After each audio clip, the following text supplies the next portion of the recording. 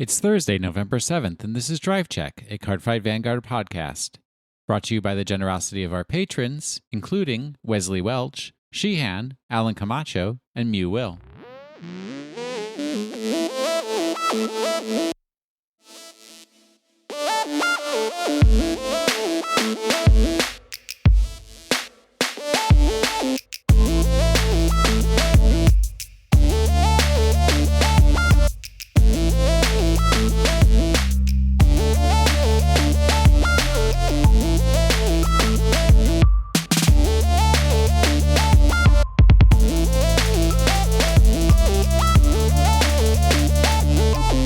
This is what I do know, Alan. What do you do? 3 things that I know that are true in this universe. Number 1, Gold Bond Ultimate Healing Cream smells like healing hand cream, smells like bananas.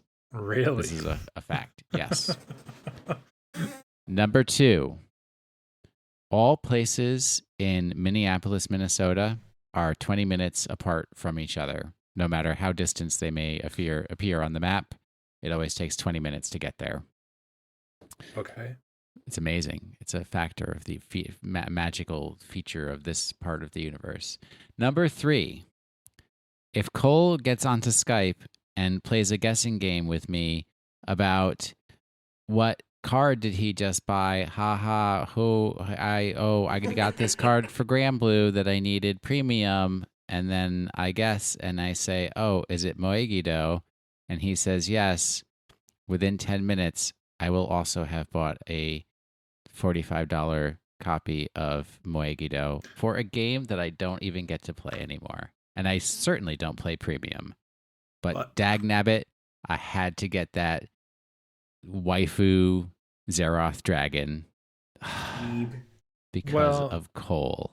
That's on you, buddy, because he liked to just throw money away, apparently. Magic I cards. don't like to, but once I heard that Cole had one, I was like, well, if Cole's got one, I've got to get one. But then, you go ahead and buy boxes of Magic, and now you spend $50 on a Moegido. Hey, I got money back on those boxes of Magic, so that's not a... How'd you get money back on them? Because I bought them for a draft, so the people who participated in the draft gave me money. Oh, there you go. Oh, okay.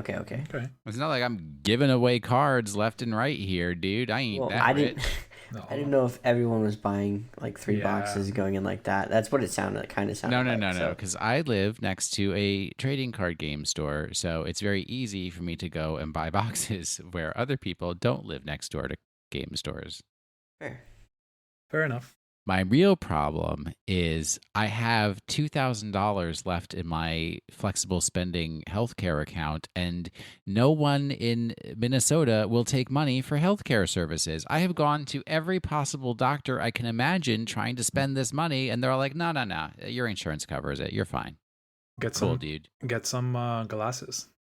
I have glasses. I don't need more glasses. Go get a new pair of glasses. I think I'm going to get braces. Oh my God, what for? You're going to look so dorky.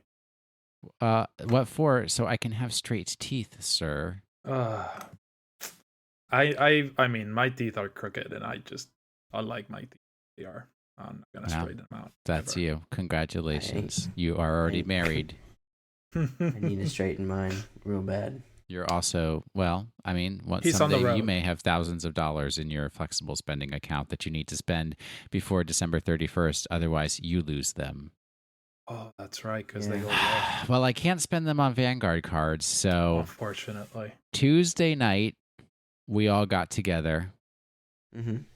We were going to play Vanguard, but I don't have any decks put together. I still have my Tsukiyomi cards and my Royal Paladin cards in the plastic wrapping, because even though I posted on Vanguardians, is there any place in Minneapolis to play Vanguard? I'll even play in a dark back alley.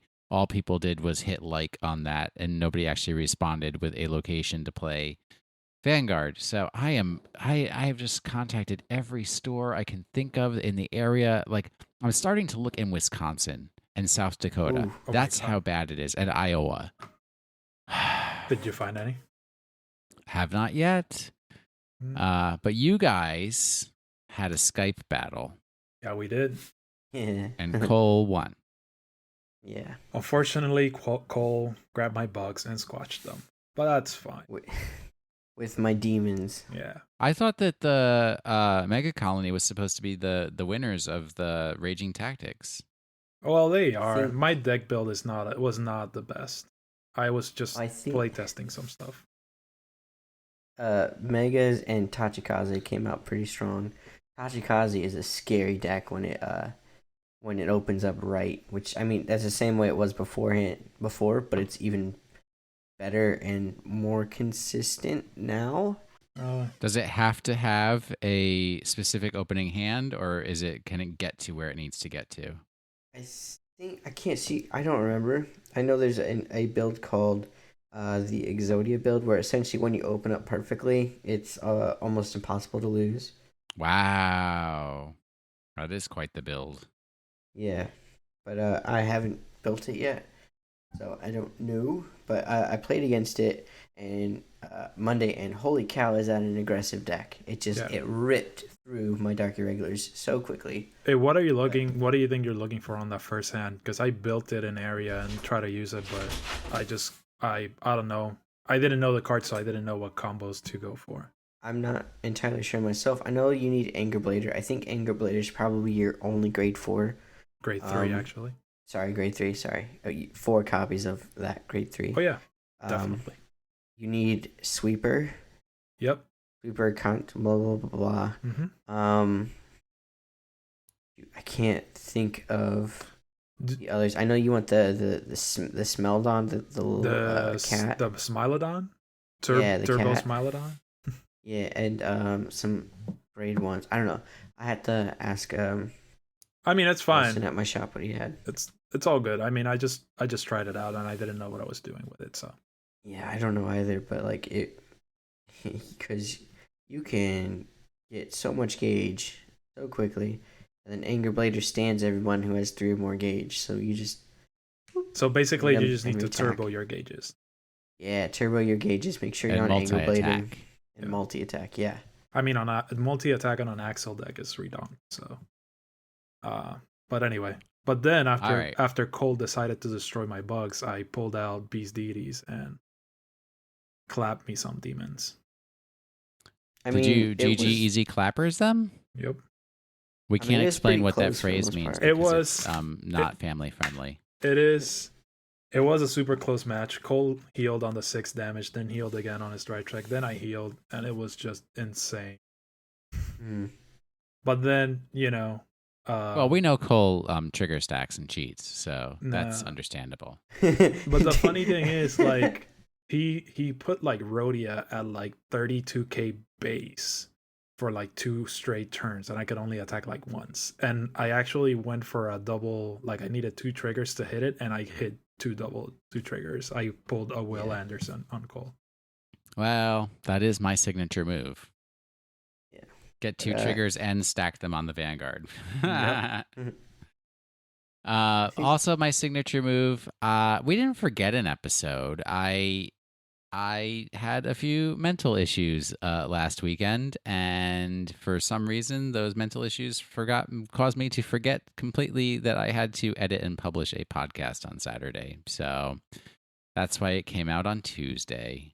Although I lied in the metadata and said that it actually came out on Saturday. So they'll never know. They will never know until they listen to this episode. Well, that's true. Why'd you guys have to rat me out like that? Hey, he did it, not me. I didn't do anything. I just said, did we forget an episode? But we did not. Oh, I just wanted our listeners to know that, we were working on it. And wait, what is this? Cole is buying Beyblades? I know. What's all about that? Buying them. All I heard today is Cole wants to buy Beyblades. I do. I want to start collecting them again, but that also costs money. And yeah, no. Not. No, you don't need. Do you even have an arena? No, I'd have to get one. Yeah, that's so expensive. I know. That's what keeps going through my brain. I don't need it, but I like. But then again, really like looking at them. Is the arena that little stadium plastic thingy? Yeah. Oh, yeah. You need that. And also, just for proper terminology, the things that you use are called bays. They're not called Beyblades. Beyblade is just a series, but Yes, yeah. the bays are what you spin. Okay. Yeah. All right, and what is this? Is this news about the Transformers TCG? What? Yes. What? Okay, so What are we talking about? this is super exciting because Wizards of the Coast is putting out like a collector's edition sort of for Wave 1 of the game, and it's got 6 special cards that are featured in it. They are the 2 San Diego Comic-Con booster pack exclusives, plus the 2 SRs or secret rares in that set, and also 2 really good, just generic, really good cards as well. They're going to be printed on like acrylic or like some plastic, whatnot. Their frame is redesigned as well. They're very aesthetically pleasing, really nice geometric designs, new art as well. So they're thicker. Also, it comes with a bunch of damage counters in the form of like dice, like really light blue dice, D6s. It also comes with 30 booster packs, which is the same amount that you would get in Like a regular box? A regular box, yeah. But it's all going to be of Wave 1. So is the first set. But a booster is typically 1 large size Transformer and 2 of the like trigger things, right? It's 1 large and I believe it's 5 of the battle cards, which are the normal standard size cards. Okay. So are these new plastic ones the one that like if you put it to the light it like gets clear and you can see like lines and certain aspects of the card? Oh, that card looked awesome and beautiful. Yeah. So super cool. Will this Energon be something for like somebody that might want to like experiment the TCG? So here's the bad part. It's $200. However, that's another thing. It comes with foil versions of foil and new art versions of iconic and heavily played battle cards. A full play set of each. Wow. I don't remember them off the top of my head, but they're pretty solid. So you get those, and this is the first time that the game's ever had foil battle cards. So that's very interesting as well. So everything that I just listed, plus a storage container, totals out to about $200.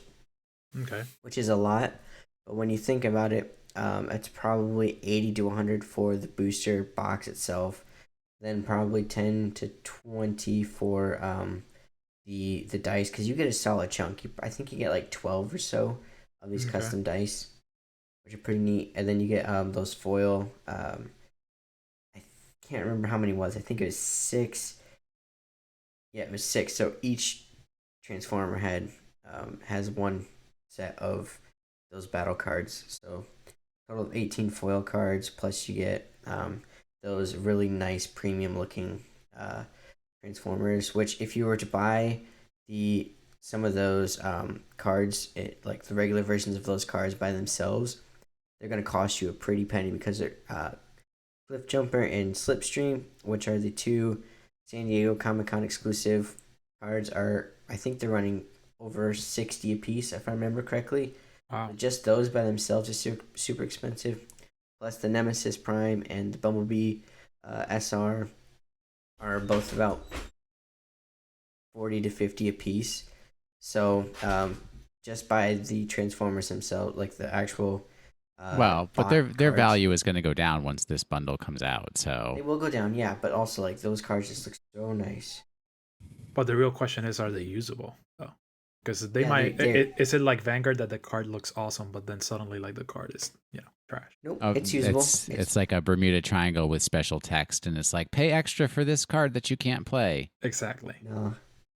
No, it is usable. But also it's another thing, because we're moving on to Wave 4. Wave 4 is coming out, and in classic Wizards of the Coast fashion, they like to rotate sets in order to kind of like keep the power level, similar or same-ish to reduce power creep, unlike Vanguard. So they have said that they are moving up to Wave 7. That has already been mapped out, and they do not plan to rotate. Until Wave 7. Interesting. That's good. Yeah, Wave 7. We're on Wave 4 right now. Nice. No, they said they did not plan to rotate at all. Yeah, as of right now, yeah, they don't plan on rotating. Sorry. Okay. Well, no, that's just answering Alan's question because he said they're going to rotate after Wave 7, but no, they said that they're not going to rotate at all. All right. Tell me about this cartoon that I still don't watch. Well, so apparently Yasuka went around trying to build what was it called? Team Vein Dragon? Shoot. Yeah, something like that. Yeah, so Yasuka goes around looking for people to beat Shin's team. And she basically hires Giera dude. So so she went to find I think he was the manager of the Fire Nation place that used to wear Dragon Empire. The Dragon Empire, yeah. He used to wear the Bangardo costume. And he was playing. Yeah, that was the manager. Yep. He was playing a bear. He was playing against a bear? Yes. Yep. He was playing Vanguard in the middle of a mountain against a bear. And he lived in a cave with the bear. With the bear, yep. Well, then he taught the bear how to play Vanguard. I know, which is awesome. Couldn't see what the bear was playing, but I'm assuming probably Murakumo. Great nature. What? Or Great Nature, I guess, maybe. But I feel like he'd be not a Murakumo, a Nubatama guy. But anyway. So he's there. The villain from the first season of Vanguard G is there. Kanzaki. Yeah. And then is it the Valeos player? Yeah, but he's got a certain name that I can't remember right now. But yeah. Yeah, and apparently the Valeos guy has a beef with Rive. Who doesn't have a beef with Rive? Yeah, and then apparently the only way Rive would join Shin's team was if he beat them in a battle, and apparently he wanted Shin to do something else and reimagine his win condition, and he did so. But he did it using Astrea's dragon. Which is okay. So Rive was like, "You'd keep doing the same thing over and over and over again. Because you keep going into Valkyrion, and then if you don't win on Valkyrion, then you've got nothing." And that's how he lost to Eska the previous episode. Yeah. So Rive was like, "You got to get good, and you got to beat me before I join your team." Mm-hmm. And then basically his idea of a new win condition was Astrios or whatever dragon, which the only difference between him and Uranus is that you can Soul Blast 1 and draw a card. Yep. Well, there you go. Yeah, because he wanted to keep playing Valkyrian because it's a cool card, because Misaki said Valkyrian was a cool card. And yeah, which I really appreciated that. Thought or whatever it's called. Like that theme, feeling. Like that feeling. Yeah. Yeah. You play cards that you like because they're cool. Yeah. And they might not be the best, but that's you do what you like. Exactly. Yeah, but Valkyrion is the best. Well, is he? It's a 70k attacker that can hit all of your opponent's front row. Every match that I've played against it, I've won it with bugs. So I don't know about that. All you need is a perfect card. That's what shuts it down. That's why Genesis isn't really topping in Japan right now. Dang, they tried so hard. Anyway, it's cool. It's cool seeing like 70k on Valkyrian, and then on the front row is like another 70k. It's like, oh, how do I guard this? GG or die. Yeah, it's cool. But plus, I can see a lot of room. Yeah, to take that in the future. So I'm excited for it. But anyway, all right. Okay. We didn't have any erratas reported to us from last week, so we must have been perfect. Mm-hmm. All right. So tell me, who wants to do Kagero? Because I have no interest in Dragon Empire. I'll do it. Okay. Go ahead, sir. All right. Dragonic Blade Masters. Wait, what segment is this, Cole? We have a new listener who's never heard this program I before. was just getting to it. I was going to say Dragonic Blade Master is this week's old card, new card, but you interrupted me. Oh, all right. Sorry about that. It's a grade 3 from Dragon Empire Flame Dragon. 11k power. This is the old school one because it's got Generation Break 2. During your turn, if the number of rear guards you have is more than your opponent's, this unit gets 5,000 power and critical +1. Auto on Vanguard Circle. Counter +1. During your turn, when your unit strides, you may pay the cost. If you do, choose one of your opponent's rear guards and retire it. Oh, that's very basic. So every time on stride, counterblast 1, retire an opponent's unit. Yeah. But then he Okay. was playing. He was playing Blaze. I think Blaze was the thing for Blade Master, and yes. if you had more rear guards than your opponent, you're blazing. Correct. Or something to that Correct. extent. So Yep. this was kind of enabling it. Yep. I actually have a Blade Master G-Era deck. So. Oh, cool. I was kind of interested in it at the time, but I couldn't afford it. Well, I bought it because I wanted pieces for my Dragonic Overlord deck, and it was so cheap. So, anyway. So, Dragonic Blade Master V Series.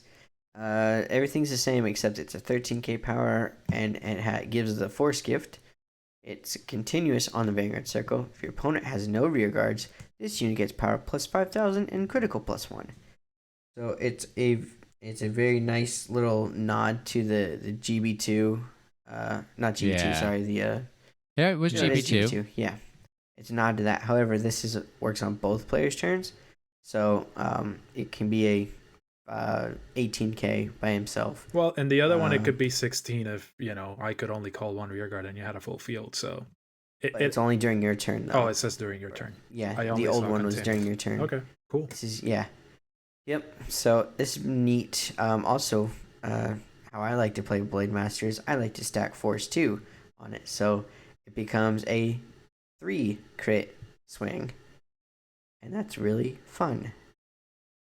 It has a second ability, act once per turn. If Wyvern Strike Doha and Wyvern Strike Garen are on your rearguard circle, you can counter or Soul Blast a grade 3, discard 2 cards from your hand. Then you retire all of your opponent's rearguards. Then you call a vision token to the rearguard circle until end of turn, and then you retire that vision token at the end. And then a vision token is literally just a token that has 13k power and it has Twin Drive. And when it attacks, you perform the Twin Drive as well. So it's neat. So you get a total of 4 drive checks from that. Yeah. So you have to get rid of 2 cards from your hand, but you can do a total of 4 drive checks. And it's really neat because the drive checks are spread out. So you can, what I like to do is I like to attack with my vision token first. I'll get the drive checks, and then depending on what those look like, I can power up what's his face, Blade Master, or I can power up the Garen and Doha that you have to have out on the field too. So, and then I would just do the same thing, go down the line with Blade Master next, and then power up those two. I've played against it. It's not fun when your whole field blast is. It's like insane.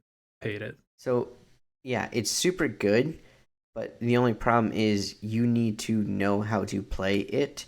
You need to be able to get your Wyvern Strike Doha, because Doha will search out for Garen, and you can't do anything unless you have both of those cards on the field. But it feels somewhat easy to, because you really only need to call a Doha to get the Garan. Correct, yeah. So but you also have to have Blade Master.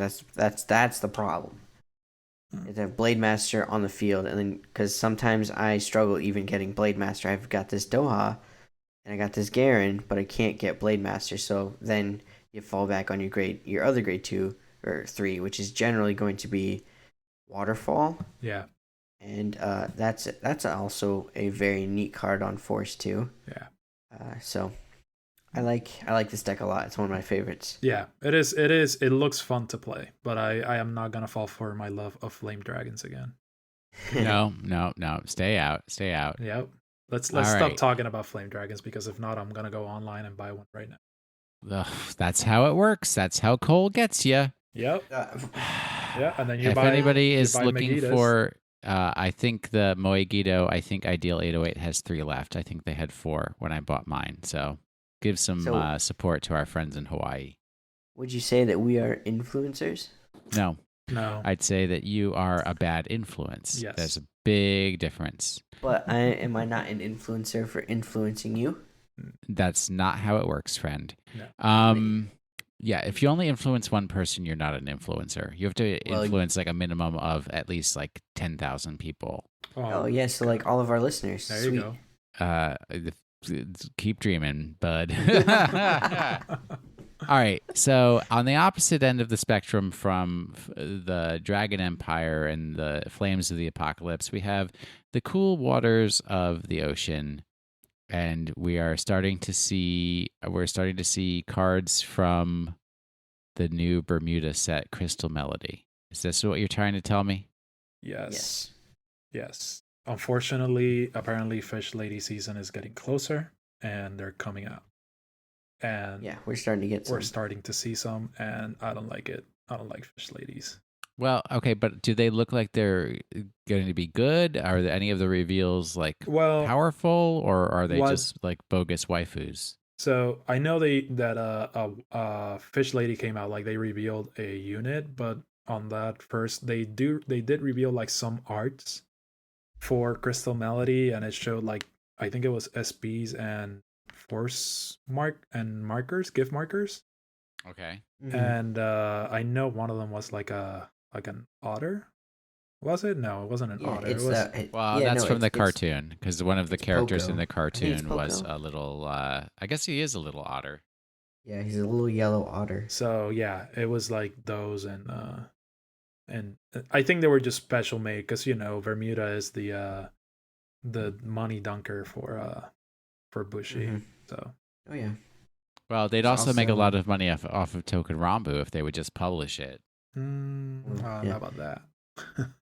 So there's also the Blu-ray edition for that anime series was revealed or released or whatever, and it comes with exclusive deck boxes and sleeves, and then I think 4 gift markers as well. Also, it comes with promo cards, 5 different melody units that are grade 1. So that's the thing. Why is that an issue? Well, it's just more melody units. However, they're grade 1 vanillas with melody, and I don't know if you'd even want to run them because they can't get to the same amount of power. Yeah. So, also, like, it would really screw over Sonata, because Sonata searches until you find a melody unit. If you find a grade 1 melody unit, you're kind of like, well, yep. Okay. That's why you only run like those grade 3s and 70k column attacking. So. Yep, those are great. All right, so I want to talk about speaking of promo card, the card that we got revealed for Bermuda Triangle is a full art promo named Animated Routing Marion. Okay. Yeah. It has an activated ability from hand. If your Vanguard is top idle Riviere, discard this card from your hand, draw a card, put a card from your drop zone into your soul. If a card with Riviere in its card name was put into your soul, return it to your hand. You can only use this ability once per turn, or you can only use this card name's ability once per turn. Jeez. It's also a grade 3, 13k with a force gift. So, I don't think it's overpowered at all. I think it's very neat. And it's Riviere support. Riviere support without actually being Riviere. So. And it's funny how they kind of did the once per turn. You can only activate an ability of a card with the same name once per turn. So even if you call 2, you can only activate 1. Am I reading that right? Yep, correct. They did the same thing with, I think it was Liselette has that clause as well.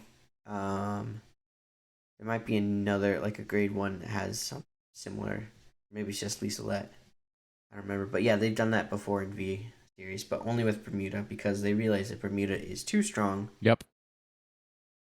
Well, if you don't put that clause, it's like, yeah, this card is once per turn, and then I can call another and do the same thing because it's just once per turn. So Yeah, I that's a I think variance that killer tail. yeah, I think that's why they did it. So anyway, All right, Yep. so we have Great Nature. We have 2 cards, which I refuse to call what you guys want to call it because I don't know. As a weightlifter, I find that terminology to be a bit rude. So they both. It's one is Culture Gorilla, which it looks like it's intended to be a finisher because you have to Soul Blast 5. Yeah. But Soul Blast 5 stand all rear guards that are 25k or greater. And if you stood at least 2, which I imagine is not going to be that hard in the Great Nature world, retire all of your opponent's rear guards. yep. So this is as Great Nature is like copying like every other clan's mechanic, or like, it's kind of like taking pieces from every other clan, because that's some Yeah, like Kagero every other baloney clan. right there. And then Link Joker ain't retiring nobody's nothing. You bind retire, or That's you bind not cards, which is similar to retiring. It's which not is similar. similar to retiring. It's It removal. is. You're removing it from the circle and not letting me use Hustler to save it. It's better than regular retire, Yep. but it's still a form of retire without actually being retire. Quit now, frauds. And then there is Provisional Clerk Damodil. What is Damodil? What is It's a Damodil? crocodile. It's a crocodile, of course. So it's Yep. Dame Dial. There you go. It has to be on a gift marker rearguard circle. Mhm. So it can't be on any of the regular rearguard circles. And it just, you can get 10k power, so it'll become a 19k, still under 25 for Culture Gorilla, but that's all right. If you have 5 or more front row units, so you have to have ridden grade 3s 3 times. No, twice. Twice? Yep. Because the Vanguard counts as a front row unit. Of course it does. So on your second ride, your opponent chooses one of his or her rear guards and retires it. So they get to choose their own rear guard, though. You don't get to pick. Yep. I think that the Damodile is a Hamskay support because Hamskay cheats to grade or to your second circle Yeah. super quickly. And then the Culture Gorilla is a grade 3 specifically, but doesn't have a gift. So I don't know. Honestly, I don't know if it's even worth it. I feel like they're doing this a little bit more now, because there's another card down the list that has like power over 20k or something, like they did with the Savage something from Tachi's that is like 27, cannot be ridden, and it's like it can only attack if it has a unit with gauges boosting it or something like that. So I don't know. It's like I feel like they're doing that. They're bringing cards with like that get this power or uses like the power to do stuff. So I don't know. That's all right. All right, tell me about the Neo Nectars. What are they trying to get at us now? I'm not seeing Musketeers here. No. But we saw the whole Goodness. right chain for Arboros, basically. Yeah, we'll get to that in a second. You want to take this one and I'll take the next one? Yeah, sure. So they revealed two great ones. One of them, Sergeant Marnus, is only a 5k power grade 1 that when it's placed from hand with another 10k unit or greater, power 10k or greater unit, you draw a card and this unit gets power plus 10. So it becomes a 15k. So I'm imagining this goes in like with the tokens. Yes. But when it goes over a token, I get it. Yeah. So you have a token on the rearguard circle. When you place this over the token, so you're basically retiring the token. Yeah. It takes the 10k power from the token for itself. Oh, cool. Like fertilizer. And then the other great one that I saw here, it basically says once per turn, counterblast 2 and increase the power of 2 of your grade 1 or less by the original power. So it duplicates the power of your tokens. That for a CB2. I feel a CB2 might be a little bit too expensive, but because I really don't know how much they're counterblasting right now. A lot. But then counterblast 2 to make a 20k token. Or even if it's a higher power, I think there were cards that gave tokens power, maybe? No, I don't know. But still, it's doubling the power of most of your units. So if your units are getting power-ups for any other reason, and you still have that counterblast available because you don't need it for anything else, or you just don't have enough for other things, and you use it for this, it's doubling the attack power. I mean, you had a 25 that turned into a 50 or something like that. You know what I mean? Mm-hmm. Yeah. So and Neonectar can definitely get power up to, to their rear guards or to the plant tokens specifically. Mm-hmm. I'm thinking of Sylvia right off the bat, or Cecilia right off the bat, who gives 10,000 to your front row after you call if you have a grade 3 in your soul. So that's a thing. Also, Corolla Dragons are grade 1s, and they get 3,000 power for every card that's called. So that would just stack, and then you would call this, and then use that ability, and then you can double the insane amounts of power that Corolla Dragon has occurred. So that's really neat. I mean, like I said, the counterblast seems heavy, like pretty heavy, but doubling the power is not something to kind of just bypass. Yeah, especially on a force deck. Mm-hmm. Yep. We got Maiden of Protea, which is an interesting card. Grade 3, 12k power. Actually, I don't think that's 12k. It's probably 13. Yeah, it is 13. Retire this unit. Call up to 3 plant tokens to rearguard circle, and they're just the regular normal 5,000 critical +1. So it's not that great by itself, but if you can work with it, I think it'd be okay. Budget? Budget or Maiden of Trailing Rose kind of build. Or Exploding Tomatoes, actually. This sounds like it'd be really good in an Exploding Tomatoes kind of build. Okay. Ease. Okay. Arboros Branch is a grade 1. Neonectar Forest Dragon, 8k power, 10k shield. Vanguard or Rearguard.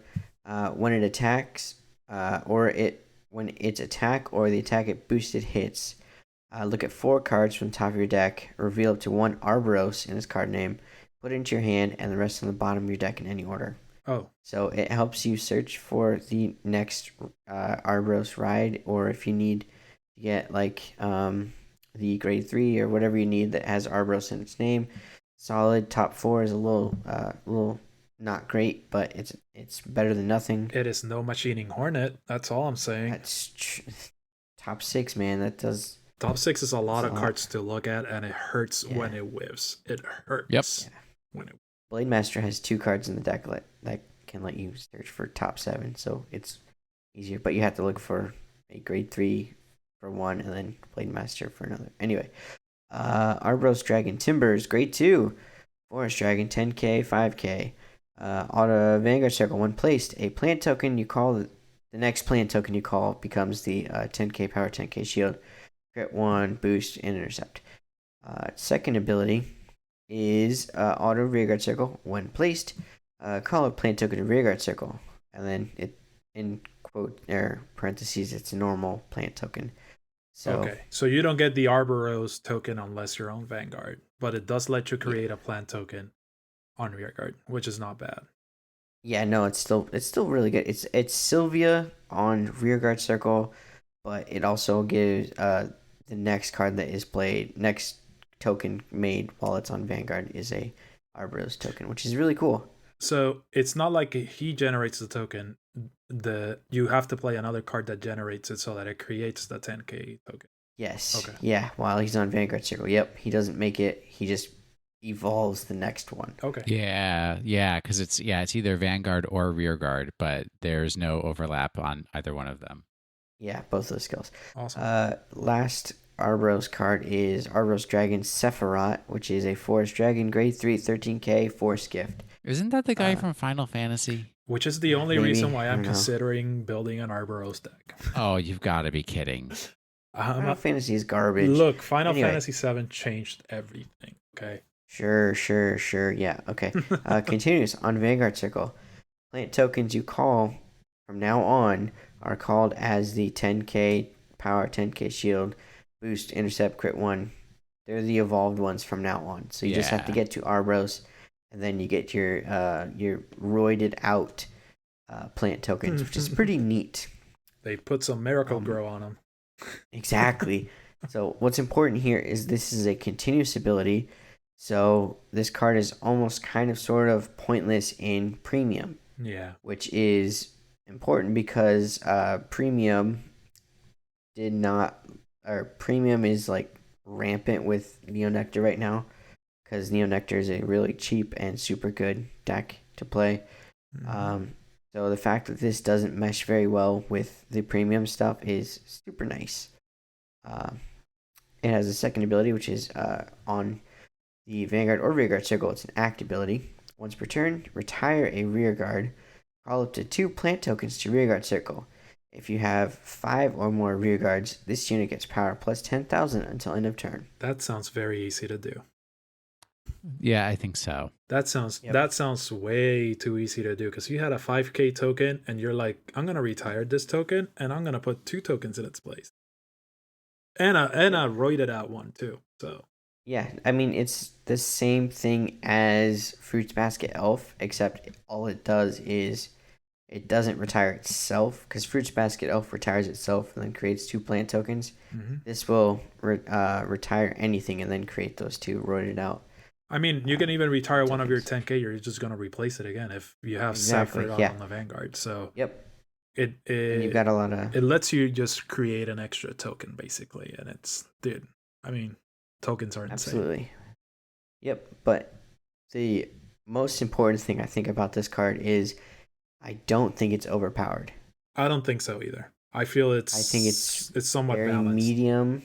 Yeah, I think it is pretty balanced, because it doesn't do a lot itself. This deck is going to rely on rear guards in order to do more than just create plant tokens. So it's neat. I like it a lot. Cool. Okay, Gold Paladins. What? Gold Pallies. So for golds, we keep getting units with the if you call 2 and then if you call 4. This time we got a grade 2 hardworking knight Arianol. That when it attacks, it performs all the effects below depending on the numbers. So if it's 2 or more, it's power plus 5. If it's 4 or more, power plus 10. And if you do the power plus 10, you can put that card into your soul, which I think is something Gold Paladins want to do. A little soul charge action. Yeah. Gold Paladins love that soul. Yeah, so I think they're looking for that soul. And this kind of helps with that. Because I haven't seen a lot of cards that go into soul for golds. There's that the grade 1 that we revealed last week too did something very similar, but it was like a grade 1 that when it was placed, you could put that card in the soul and call the top again, like enabling the 2 or more call. So that's pretty cool. Anyway, then they got like a vanilla grade 3 with 24k power that cannot be read in at all. So this is the card that I was referring to that kind of looks like that Savage from Tachi's. Yeah. So I don't know. What does cannot be ridden mean? That it can't go on the Vanguard Circle? It can only be on the Rearguard Circle? Is that what it means? Yeah. Yes, that's what it means. Yeah. Okay. They're basically trying to not make you put a 24k Vanguard and then, make your opponent not be able to hit you for turn. Even though it's kind of vanilla, but 24k hurts. Like I said at the beginning, hitting that 32k Rhodia was like insane. Rhodia? Yeah. At one point, I just had like a 34k Illuminal and 2 more Illuminals, and that's literally the only way that I was able to beat Cole, because I had 3 Illuminals and a 42, then a 52, then a 62. All right. And then what about the last of the gold paladins here? Yeah. There's another one after this one too. The one that just came out today. But There's this another one that came out today? Yeah, there's Tron. But this one's just a great one that has a continuous if you have a one or less cards. So basically if you're brave, if you're super brave with one card, he gets, so it's the old Royal Paladin brave mechanic. Yeah. Then you get power +5, shield +5, and can intercept from the back row. So the unit gains intercept, and then it can intercept from the back row, and it gets power +5, shield +5. So it is, I don't know. I feel it's kind of meh, but guarding it's a 15k shield, which is nothing. Yeah, that's decent. And it's also a 13k booster if you needed a 13k booster, or if you had that one card or less. Which for Axel, I feel like sometimes it's something that you're always doing, because you're always putting resources into the board. But I don't know how much golds rely on their hands as much as they rely on the top of their deck. I know, exactly. The whole mechanic of golds in this set is you're calling a large amount of cards per turn. It doesn't specify where it's from, and so it could be from your hand or from the top of your deck. Yeah. And then the last reveal one that got revealed today is Little Battler Tron, which had it has a cost of like counterblast 1 and get power +5, which I don't know. And then it has a auto on Vanguard and Rearguard. When its attack hits a Vanguard, if your Vanguard's grade is less than or equal to your opponent's, look at the top of your card and call it. So I feel like this is Vanguard or Rearguard, so I feel like he would be your grade 1 target, right? Either it's like either your target ride, or he will be your like rush grade 1 card. I don't see much for it after that, because you have a lot of other cards that get power and do more stuff after that grade 1. Sure. I don't know enough about the golds to say one way or the other. Yeah, I mean, I don't know much about them, but reading all the cards that we've been reading about them, they're calling off the deck, and then cards with the 2 or more or 4 or more are more consistent in getting that power, I guess. And I feel like this card will do more in that grade 1 ride turn. Like if you're going second or first, it really doesn't matter. Than it will do when after that.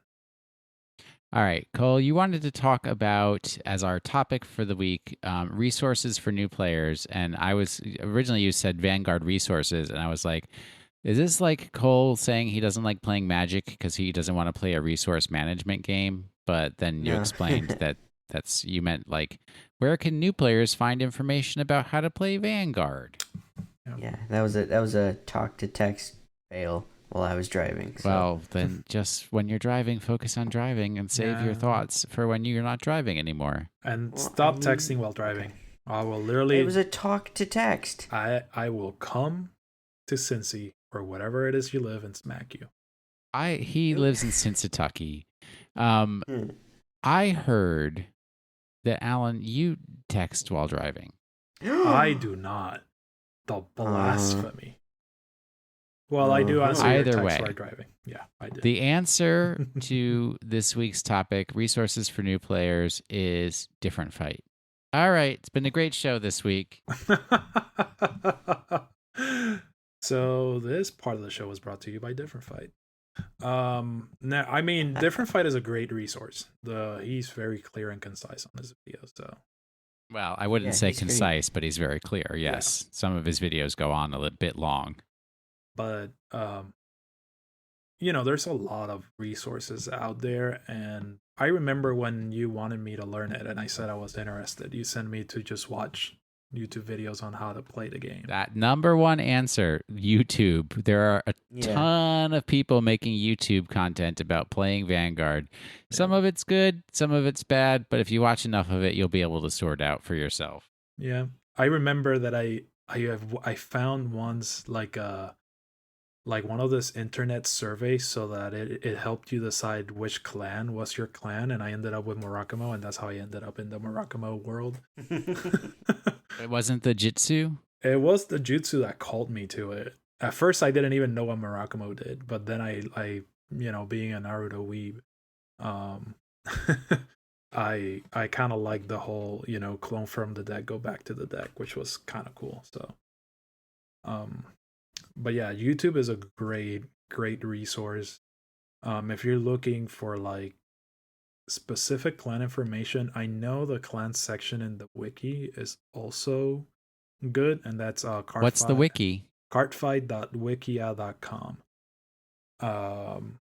And how I usually go is I just search for the set name, and then it's usually like the first or second option. Yeah. Or you can just type cardfight.wikia.com. Yeah. I think. And it's I know they in the clan sections of it, they somewhat describe what a clan does, and it also lists all the cards for that specific clan.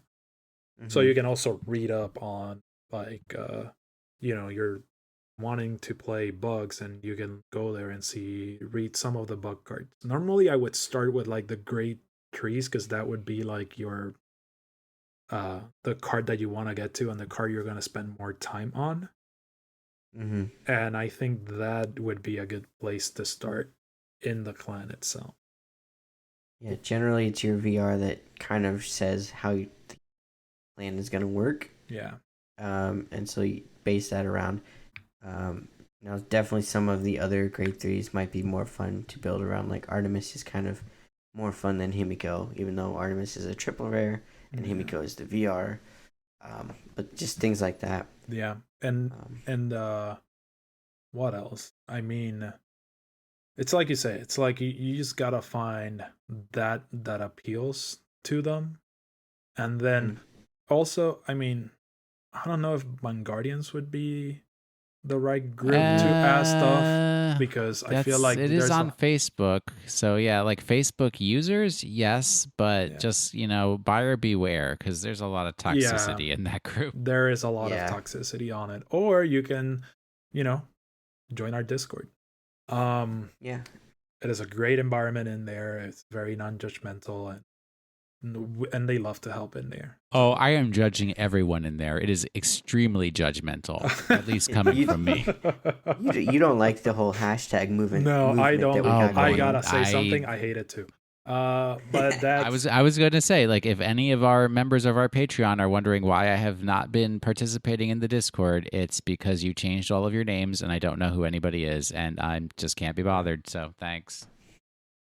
I know who everybody is by their pictures. That's literally how I'm differentiating people.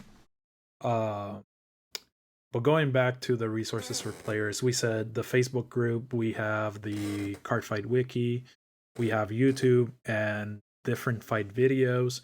Also, net decking is not a bad idea on where to start. Once again, but where did they find the net decks? Anywhere. I mean, I do follow a blog called Can You Say G? Oh yeah, fantastic blog. And how is that spelled? It just like it says, it's CanYousayG. If you Google, is that a website or it is Twitter? a website. It is a website. He's also got a Twitter. I usually am on the Twitter. That's how I explain. But his content is good. I've gotten a couple of deck ideas from that blog. He has a lot of information, and both on premium and on standard. So yes, pretty good resource there. Or you can hit up Will and he'll teach you the game. Pretty good teacher. I don't even play Vanguard anymore. It's like I'm the worst teacher. I know nothing about this game anymore. I saw you teach Vanguard, and even though you have nowhere to play it, you're still passionate about the game, or you wouldn't be here. So Good night. Bye. So we've got YouTube videos, we've got web pages. I know there used to be like sites where people could upload their Vanguard decks and stuff, but those have all kind of gone defunct. I That's remember you saying trade cards online or something like that. That died. That died. Yeah, it's just like all that stuff has gone away, which is really sad. I mean, if you wanna give your information to the Russians, like Will says, you can also use Area. Hard fight area. Yeah. I mean, when I first started using it, I didn't know much of it and how it worked. So I just tell people before the game is like, hey, I'm new to this, so please let me know if I'm making a mistake or something. And at least the people that I played against, they were nice enough. And, they were like, oh, I would ask, like, how do you do this? And they're like, oh, yeah, just control click and you can see your soul, or control click and you can see something else. Yeah. Not everybody's like that, though. Not everybody. So not everybody's if you're gonna play area, I highly recommend playing with a buddy. Yeah. Because you guys would be on the same level, and you already know how the other person is with the game and whatnot. Yeah, I have played it before, and I just was kind of refreshing how to use it, so that's why I was like, oh, I forgot how to do this, so let me in. Mm-hmm. Yep. And beware of if you're playing area, beware of the escape button because it closes the whole application out. You don't know how many fights I've canceled like that. Like, oh wait, I'm in the text. I should press escape to get out of the chat box, and then I press escape and I close the application. I feel like that's just kind of like a reflex. Yeah. That's some bad programming there, I guess. But anyway, it's real bad. There's another. If you have an Android phone, this is Android specifically. There is an app that is the entire card fight catalog, like all the cards. It's called Card Fight Vanguard Database, and you can download that, and then you can search, and there's a bunch of filters and whatnot, and you can look up all the cards that have been released, English, Japanese, promos, étrangère, a bunch of really weird promos, obscure promos are there. Anything that you can need, it's there. It really helps when you're playing Vanguard EX and you don't know what cards are, and you're like in the story mode or you're trying to build a deck. You can throw or put the parameters in the search engine, filter it out, find the cards that you see in your game, and then you can go from there how you want to build your deck. Cool. So that's a very, very neat application. And when you're building you decks, did mention Vanguard EX, which is available on the Switch and the PS4, both of which are not region locked. You just have to buy it from the Japanese version of the store. Yeah. But it has all the sets and everything up until basically what's current in English now. Yeah. Raging Tactics. So if you're willing to put in the effort to translate the Japanese cards and everything, that's one way to learn how to play, because it's going to teach you how to play. Yeah. So. Oh, it's fantastic at that. Yeah. I mean, you can use apps like Google Lens or Bixby Lens or whatever lens to translate it. Mm-hmm. The translations are normally bad, but it gives I you. I use Google Translate. I've never heard of Google Lens. Well, it's a stock app now. It's an Android, and you put it in. You say it has a little button on the bottom that says translate, and then you just point your camera and it translates everything. It's like an AR/QR kind of a scanner essentially. Yeah, it's actually pretty interesting. But anyway. That's another thing to use too. You can use that to help translate, but it wouldn't be a great translation, but you can do that. Yeah, I mean, it helps you. It helps you get the gist of what it's trying to do. Mm-hmm. And then, like you say, there's other resources that you can use to look up the card. But just to, I guess, to summarize, right? It's like YouTube, NetDeck, web pages, blogs, and Facebook groups.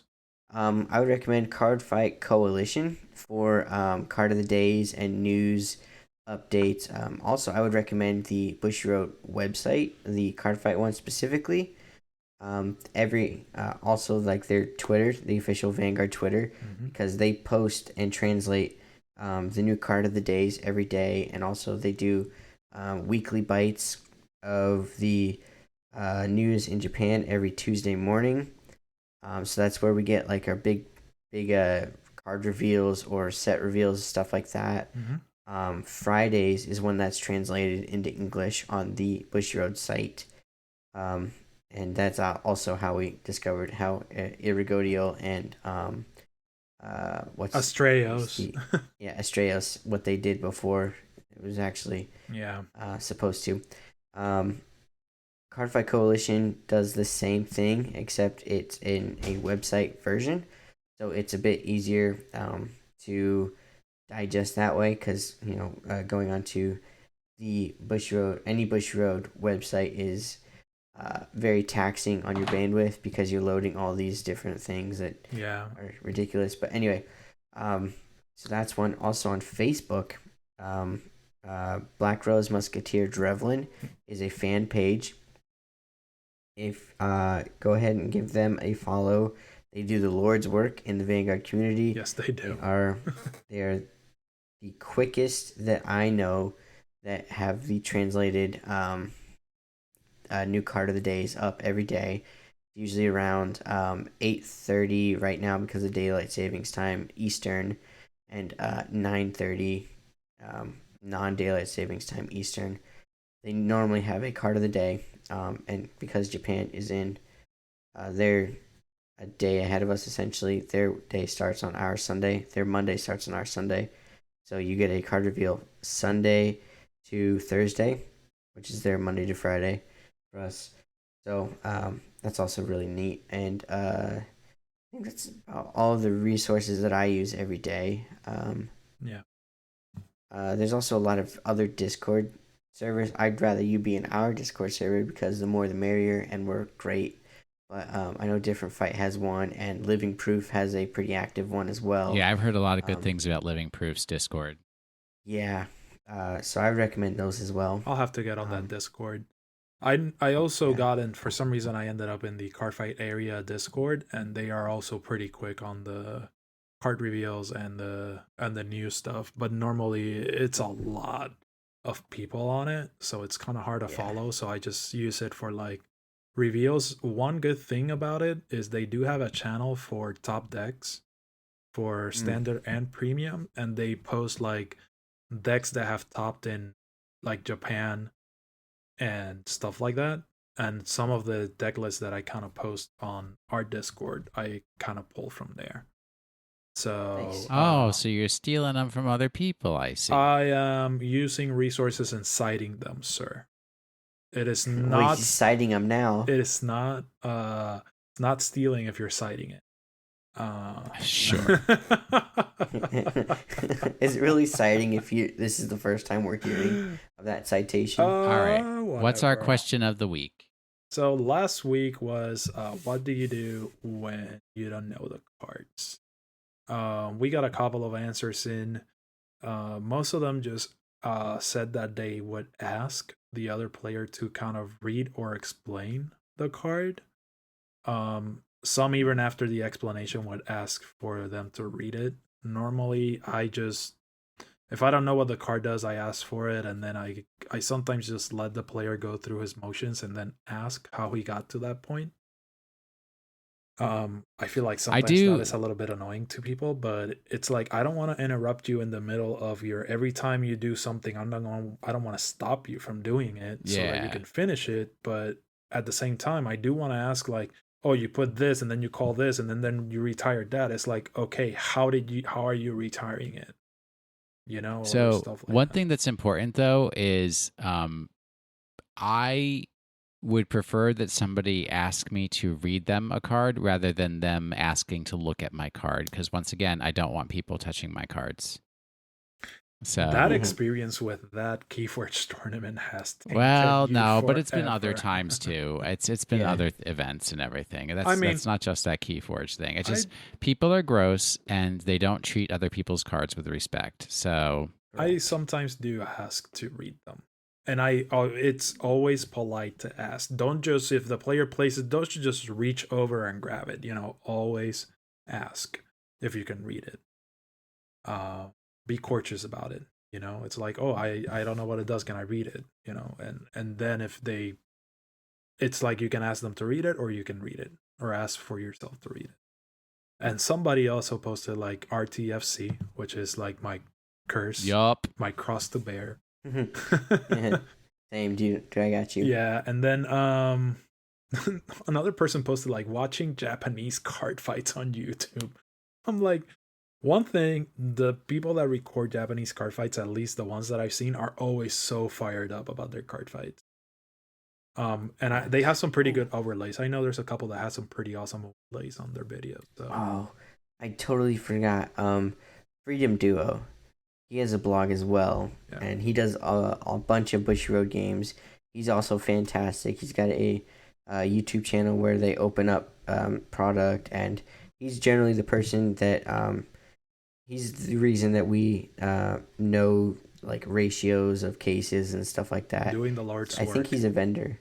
Yeah, he's actually really good too. Awesome. Really good resource as well.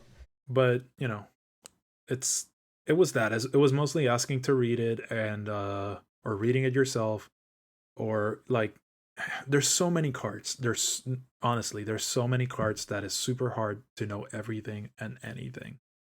One thing is like if you're following the game very closely and you know what the meta is and you know what decks you're gonna find, then you can prepare yourself beforehand and read or look into how the deck plays. But sometimes you're just a casual like us and you don't know.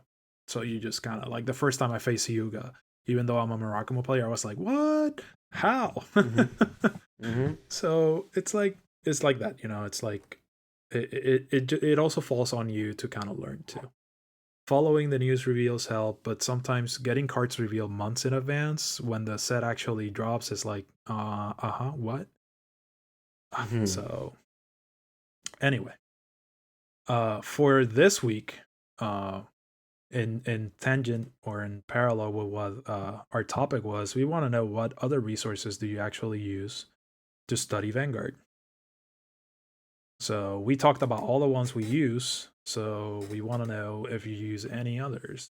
Well, and also what do people recommend for people who are coming to the game? What resources can they go to?